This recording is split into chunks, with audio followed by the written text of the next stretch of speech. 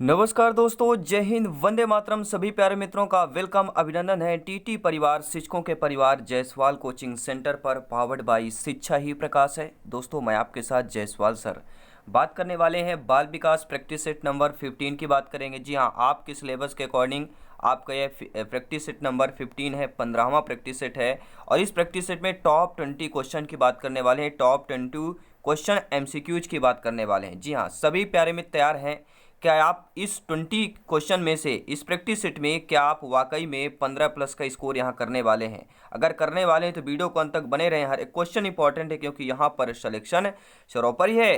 तो आइए दोस्तों, क्वेश्चन को शुरू करते हैं। पहला प्रश्न आपके स्क्रीन पर है, चाइल्ड डेवलपमेंट एंड पेडागोजी की बात करेंगे। पहला प्रश्न है कि व्यक्तित्व के प्रकार को जर्मन विद्वान क्रेस्मर ने किस आधार पर वर्गीकृत किया है? सभी प्यारे मित्र जानते हैं कि जर्मन के विद्वान क्रेस्मर ने व्यक्तित्व के प्रकारों का वर्गीकृत किया है। तो किस आधार पर किया है?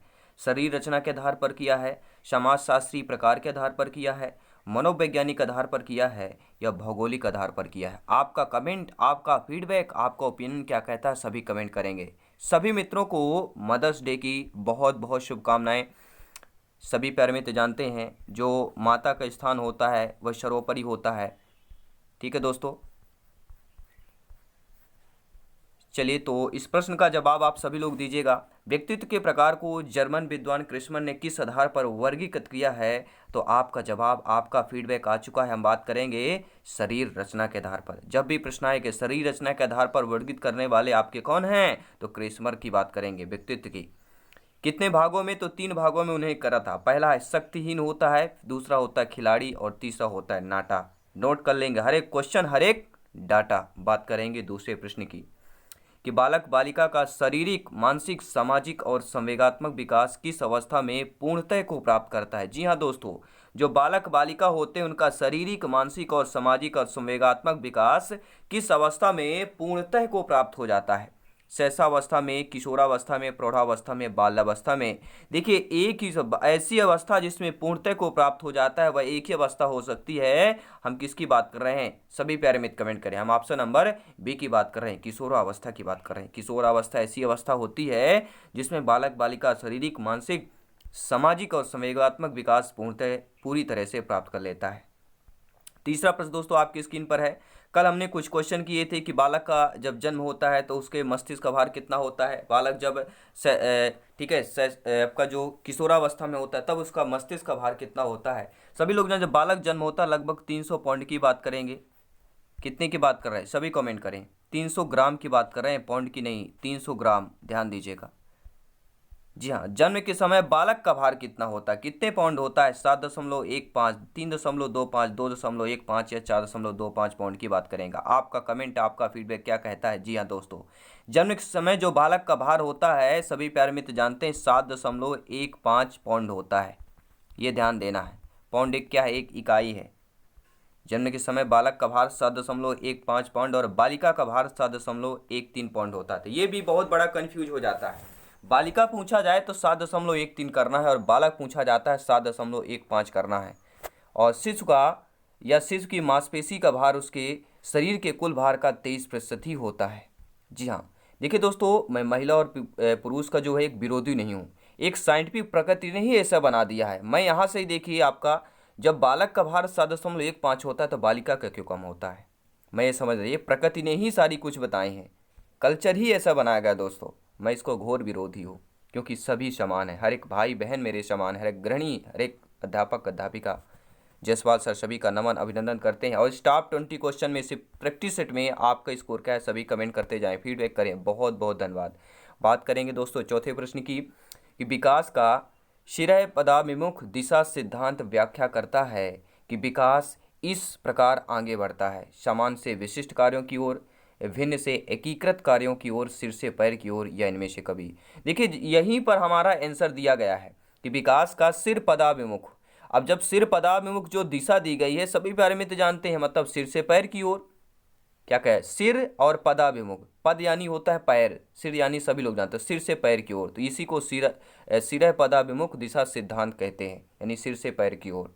आई थिंक आप सभी लोग समझ गए हों, ज्ञानी है, सर्वज्ञ, व्याख्याता हैं।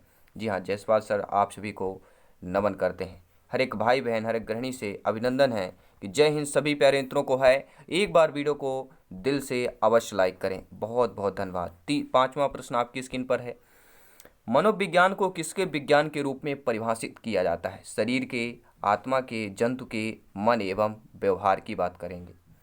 मनोविज्ञान को किसके विज्ञान के रूप में परिभाषित किया जाता है? आपका कमेंट आ चुका है कि मन और व्यवहार दोनों के रूप में। जी हाँ, डी ऑप्शन को चूज करेंगे। मनोविज्ञान जो है मन एवं व्यवहार के रूप में परिभाषित किया जाता है। Option number D option is the correct answer, right answer selection वाला प्रश्न है।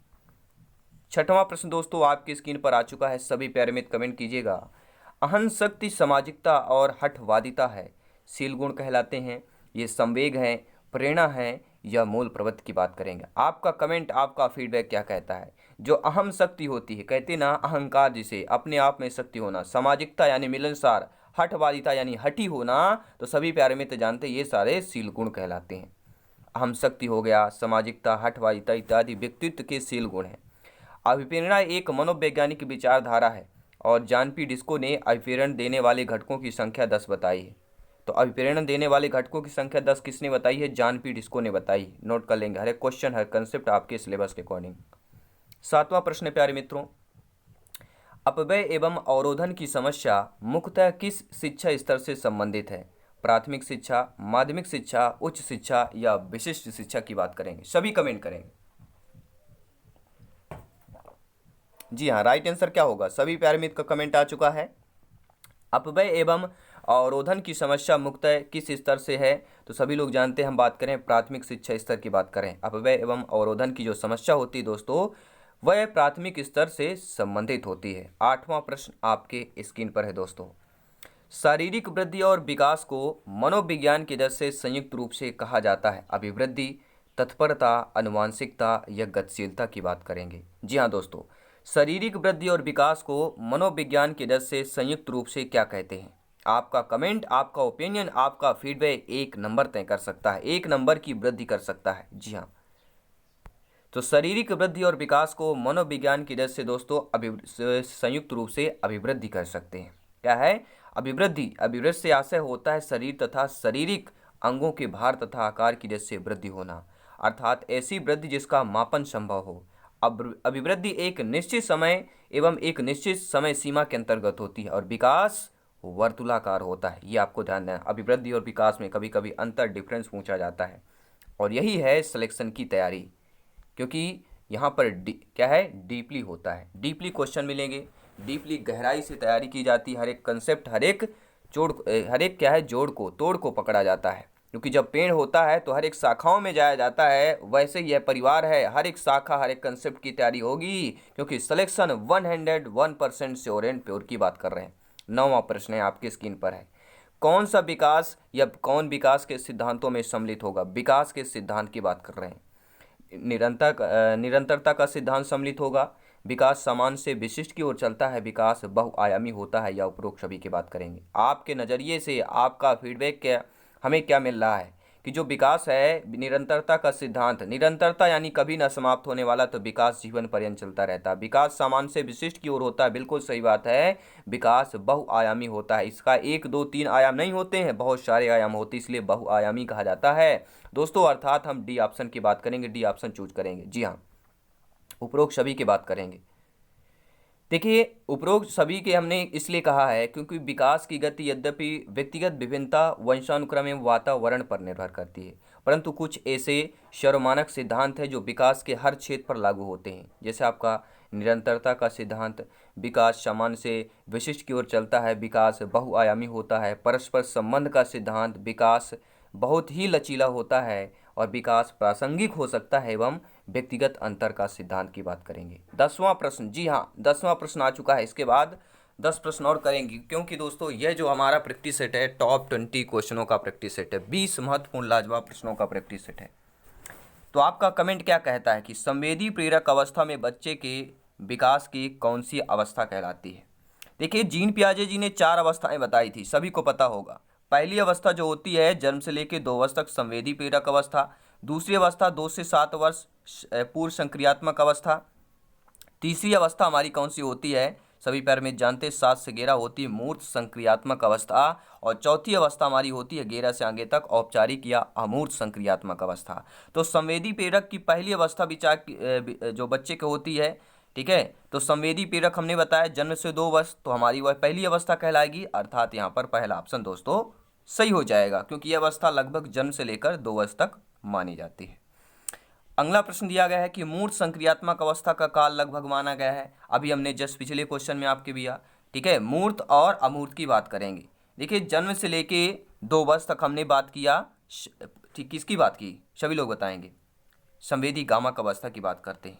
2 से 7 वर्ष जब भी बात की जाती है संक्रियात्मक अवस्था, पूर्व संक्रियात्मक अवस्था की बात करते हैं। अब तीसरी अवस्था आती है मूर्त संक्रियात्मक 7 से 11 अवस्था, अर्थात हमारा डी ऑप्शन यहाँ पर सही हो जाएगा।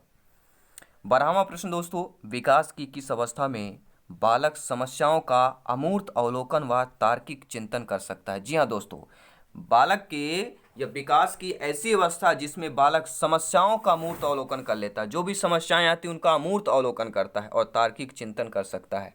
किस अवस्था में? मूर्त संक्रियात्मक अवस्था में, रूपात्मक संक्रियात्मक अवस्था में, पूर्व संक्रियात्मक अवस्था में, या संवेदी प्रेरक अवस्था में। देखिए सभी प्यारे मित्र जानते हैं कि बालक जो है समस्याओं का अमूर्त अवलोकन किसमें कर सकता है, सभी लोग जानते हैं। किसमें करेगा भैया? सभी का कमेंट आ चुका है, फीडबैक आ चुका है। हम बात कर रूपात्मक संक्रियात्मक अवस्था की बात करते हैं या औपचारिक संक्रियात्मक अवस्था की बात करते हैं। बाल विकास जीन पियाजे जी की चौथी अवस्था की बात करते हैं। रूपात्मक संक्रियात्मक अवस्था में बच्चा समस्याओं को अमूर्त रूप से अवलोकन करता है। वह तार्किक चिंतन की वैधता को आकारिक या सांकेतिक संरचना के रूप में बिना किसी विषय वस्तु की उपस्थिति के सिद्ध कर सकता है, तो वह पहचान सकता है। वह रूपात्मक संक्रियात्मक अवस्था। 13वां प्रश्न दोस्तों आपके स्क्रीन पर है, शैशवावस्था से लेकर वृद्धावस्था तक विकास का क्रमिक अध्ययन किस विधि में किया जाता है? सभी कमेंट करेंगे। प्रयोगात्मक विधि में, विकासात्मक विधि में, समाज मिति विधि में, या इनमें से कोई नहीं? आपका कमेंट, आपका फीडबैक, आपका ओपिनियन शर्मान है। सभी प्यारे मित्र कमेंट करें जिनका सपना है अध्यापक अध्यापिका बनना, शिक्षक बनना, गवर्नमेंट टीचर बनना। हम सभी का सपना है, हम घर वालों का सपना, हमारे माता पिता का सपना है। और आज है मदर्स डे। आज एक संकल्प लीजिए हम, ठीक है, कि सिलेक्शन पाएंगे, अपना अपना एक सीट पक्का करेंगे। आप संकल्प लेना है और तैयारी जोरदार करना है, क्योंकि तैयारी पहले से जो अभ्यास कहते हैं, अगर आप 1-2 साल पहले से तैयारी कर रहे हैं, अभ्यास है आपका, तो एग्जाम कभी भी आ जाए फाइट करेंगे, सिलेक्शन पाएंगे और खुश होंगे, अपना सपना पूरा करेंगे। तो इस प्रश्न का फीडबैक आ चुका है कि शैशवावस्था से लेकर वृद्धावस्था तक विकास का क्रमिक अध्ययन किस विधि में किया जाता है? प्रयोगात्मक विधि, विकासात्मक विधि, समाज मिति विधि, या इनमें से कोई नहीं? जब भी शैशवावस्था से वृद्धावस्था की बात की जाती है, अर्थात हम विकासात्मक विधि की बात करेंगे। यानी शैशवावस्था से लेकर वृद्धावस्था तक बच्चा पहुंच गया, कैसे पहुंचा है? विकास के द्वारा पहुंचा है। तो क्रमिक अध्ययन की बात करेंगे तो विकास की बात करेंगे, ठीक है। विकासात्मक विधि जैसा कि उसके नाम से स्पष्ट है, शिक्षा मनोविज्ञान एक विकासमान प्रक्रिया के रूप में व्यवहार का अध्ययन करता है। और इस विधि में शिक्षा मनोवैज्ञानिक गर्भावस्था से लेकर वृद्धावस्था तक का व्यक्ति के विकास का क्रमिक अध्ययन करते हैं। क्रमिक अध्ययन की बात करें, इसलिए विकास की बात कर रहे हैं। अगला प्रश्न है प्यारे मित्रों, विकास कभी ना समाप्त होने वाली प्रक्रिया है, यह विचार किस सिद्धांत से संबंधित है? एकीकरण के सिद्धांत से, अंतःक्रिया के सिद्धांत से, अंतः संबंध के सिद्धांत से, या निरंतरता के सिद्धांत से? तो कभी ना समाप्त होना, अर्थात हम निरंतरता की बात कर रहे हैं। जी हाँ, डी ऑप्शन की बात करेंगे। यह जन्म से लेकर मृत्यु तक चलती रहती विकास है, ऐसी निरंतर प्रक्रिया है। यह सामान्य से विशेष की ओर बढ़ता है। यह विकास अनियमित रूप से नहीं होता है, बल्कि क्रमबद्ध धीरे धीरे व निश्चय पर बढ़ता है। ध्यान दीजिएगा, अगला प्रश्न है। इसके बाद 5 महत्वपूर्ण लाजवाब प्रश्न करने वाले हैं दोस्तों। अगला प्रश्न आ चुका है स्क्रीन पर। दोस्तों, खिलौने की आयु कहा जाता है, किसे कहा जाता है? पूर्व बाल्यावस्था को कहा जाता है, उत्तर बाल्यावस्था को कहा जाता है, शैशवावस्था को कहा जाता है, इनमें से कोई नहीं? जी हाँ, आपका जवाब, आपका फीडबैक कमेंट बॉक्स पे नोट हो चुका है। आपका कमेंट हमें प्राप्त हो चुका है, आपने कमेंट कर दिया है। तो खिलौने की आयु की जब भी बात करते हैं दोस्तों, एक ही जवाब आता है, पूर्व बाल्यावस्था की बात करेंगे। बहुत इनमें ज़्यादा कन्फ्यूजन होता है। देखिए, पूरा बाल्यावस्था को खिलौने की आयु कहा जाता है, और यह वर्ष में पूछा जाए 6 से 12 वर्ष की, और प्रथम अवस्था हमारी 6 से 9। देखिए, बाल्यावस्था 6 से 12 होता है, लेकिन पूर्व बाल्यावस्था 6 से 9 वर्ष तक कहलाता है। और इसमें बालक के बौद्धिक विकास का वातावरण धीरे धीरे व्यापक होने लगता है। टॉप 20 प्रैक्टिस सेट नंबर 15वें में टॉप 20 क्वेश्चन में से आपके 15 प्रश्न कंप्लीट हो चुके हैं। 5 महत्वपूर्ण लाजवाब प्रश्न और बचे हैं, और इस प्रश्न में से 20 में से आपका स्कोर क्या है, सभी कमेंट करेंगे। क्या आपका स्कोर 15 प्लस है? वाकई में जीनियस कैटेगरी में आएंगे, क्योंकि आप मेहनत कर रहे हैं, दिन रात तैयारी कर रहे हैं। जो 10 प्लस आएंगे वो नहीं कि मेहनत नहीं कर रहे हैं, वो भी मेहनत करते हैं, दिन रात तैयारी करते हैं। बस मेहनत लगातार जो करेगा वही सिलेक्शन पाएगा। अगला प्रश्न है, 6 से 9 वर्ष की अवस्था में बालक रुचि लेना प्रारंभ कर देता है। धर्म में बालक रुचि लेता है, मानव शरीर में, यौन संबंध में, विद्यालय में बात करेंगे। सभी कमेंट करेंगे। जी हाँ, 6 से 9 वर्ष यानी पूर्व बाल्यावस्था में जब बालक होता है तो बालक रुचि लेना प्रारंभ कर देता है। सभी प्यारे मित्र जानते हैं कि धर्म का उतना समझ नहीं होता है, ना ही मानव शरीर में, ना ही यौन की बात करेंगे बच्चा, क्योंकि विद्यालय जाता है, विद्यालय में नए साथीगण मिलते हैं, माहौल लड़ता है, समूह में जाता है। तो 6 से 9 वर्ष की अवस्था में बालक रुचि लेना विद्यालय में प्रारंभ कर देता है। ठीक है, इस अवस्था में जो होती पूर्व बाल्यावस्था में बच्चा क्या है, विद्यालय में रुचि लेना लगता है। अगला प्रश्न है, बहुत ही महत्वपूर्ण लाजवाब प्रश्न है, सिलेक्शन वाला प्रश्न है, संभावित प्रश्न है कि जन्म के किस मास तक बालक सुनी गई आवाज का अनुकरण करके उसे दोहराने लगता है। जी हाँ, जब बच्चा जन्म होता है, धरती पर आता है, तब वह बच्चा का किस मास यानी कितने महीने का हो जाता है, कितने महीने तक बालक जो बाहरी आवाज सुनता है उसका अनुकरण करता है, फिर उसकी प्रतिक्रिया या दोहराता है। 5वें माह, 6वें माह, 8वें माह, 7वें माह। आपका कमेंट क्या कहता है, आपका फीडबैक क्या कहता है? हर एक बहन, हर एक भाई, हर एक गृहिणी का कमेंट आना चाहिए। हम बात करेंगे दोस्तों, जब भी बच्चा 6 माह का हो जाता है, ध्यान दीजिएगा, जन्म के समय जब बच्चा 6 मास का हो जाता है तो बालक सुनी हुई आवाज़ का अनुकरण करके उसे प्रतिक्रिया या दोहराने लगता है। ध्यान दीजिएगा, वस्तुओं को पकड़कर मुंह में रखने का प्रयास करने लगता है, अपना नाम समझने लगता है और सुनी हुई आवाज़ का अनुसरण करने को दोहराने लगता है। 6 महीने का बच्चा हो जाएगा, उसके अगर नाम जो रखते हैं उस नाम से बुलाएंगे, बच्चा सुनने लगता है, इशारा करेगा, बच्चा देखने लगता है, मतलब बच्चा 6 महीने का हो चुका होता है। अगला प्रश्न है, किस वर्ष तक की अवस्था में बालक द्रुत गति से बोलने लगता है और वह अपने दैनिक कार्य स्वयं करने लगता है और वही सही ढंग से निरीक्षण एवं तार्किक चिंतन करने लगता है? वह हम बात कर रहे हैं, सभी कमेंट करें, किस वर्ष में? 8 वर्ष में, 10 वर्ष में, 11 वर्ष में, या डी ऑप्शन कह रहा 12 वर्ष में? आपका कमेंट क्या कहता है कि किस वर्ष तक की अवस्था में बालक द्रुत गति से बोलने लगता है? किस गति से दोस्तों? द्रुत गति से बोलने लगता है और अपने दैनिक कार्य स्वयं करने लगता है, वह सही ढंग से निरीक्षण और तार्किक चिंतन करने लगता है। हम ऑप्शन नंबर किसकी बात कर रहे हैं? बी की बात कर रहे हैं। जी हाँ, 10 वर्ष का। जब बच्चा 10 वर्ष की अवस्था में हो जाता है, जी हाँ, 10 वर्ष की अवस्था में जब बच्चा होता है तो बालक द्रुत गति से बोलने भी लगता है, दैनिक कार्य स्वयं करने लगता है, वह सही ढंग से निरीक्षण करने, तार्किक चिंतन करने लगता है। अर्थात जब बच्चा 5वीं या 6वीं क्लास में होता है। ध्यान दीजिएगा। अगला प्रश्न दोस्तों आपकी स्क्रीन पर है, सभी प्यारे मित्र कमेंट करते हैं, प्यार है, स्नेह, आपका फीडबैक है, कमेंट है। सभी मित्रों को तहे दिल से मैं स्वागत, अभिनंदन, धन्यवाद करता हूं। इसी तरह सपोर्ट करते रहें, टीटी परिवार, अपने परिवार, शिक्षकों के परिवार का सपोर्ट करते रहें।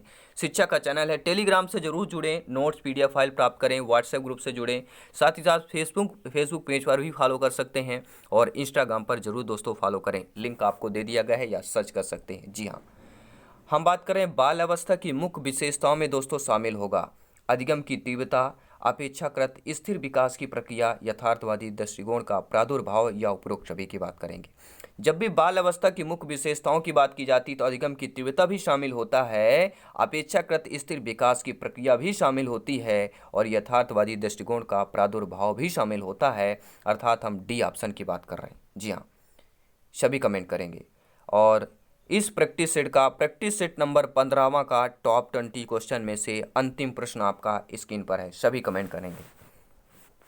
मनोविश्लेषणात्मक, जी हाँ, साइकोलॉजिस्ट उपागम का प्रतिपादन किसने किया? स्किनर ने, गाल्टन ने, फ्राइड ने, एडलर ने किया? आपका कमेंट, आपका फीडबैक, कमेंट बॉक्स इंतजार कहता है, बोलता है। आप कमेंट क्यों कम करते हैं? कमेंट भरपूर कीजिए, क्योंकि आपका ये फ्रीडम है, आप कमेंट कर सकते हैं, अपना ओपिनियन, अपना फीडबैक बता सकते हैं। और जयसवाल सर सभी का दोनों हाथों से स्वागत करते हैं, एक कलम लेकर स्वागत करते हैं, एक कलम के साथ साथ एक क्या है, कॉपी लेकर स्वागत करते हैं। आप आइए, कमेंट कीजिए।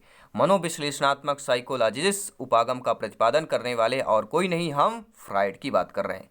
फ्राइड द्वारा मनोविश्लेषणात्मक उपागम का प्रतिपादन किया गया था। तो आई थिंक दोस्तों ये टॉप 20 क्वेश्चन ये प्रैक्टिस सेट नंबर 15वां है। चाइल्ड डेवलपमेंट एंड पेडागोजी की बात कर रहे हैं। अगर ये प्रैक्टिस सेट आपको वाकई में अच्छा लगा होगा, बहुत बहुत धन्यवाद। फीडबैक इसी तरह करते रहें, सपोर्ट करते रहें, कमेंट करते रहें और लाइक शेयर करते रहें। अभी तक आपने सब्सक्राइब नहीं किया, सब्सक्राइब जरूर करें, फॉलो करें, विजिट करें, प्लेलिस्ट चेक करें। बाल विकास प्रैक्टिस सेट का प्लेलिस्ट मिलेगा। हर एक क्लास, हर एक कंसेप्ट आपके टीटी परिवार के अकॉर्डिंग है। जी हाँ, सिलेबस के अकॉर्डिंग है। जल्द ही मिलेंगे नेक्स्ट क्लास पर, नेक्स्ट वीडियो पर। तब तक के लिए जय हिंद, वंदे मातरम। धन्यवाद सभी का।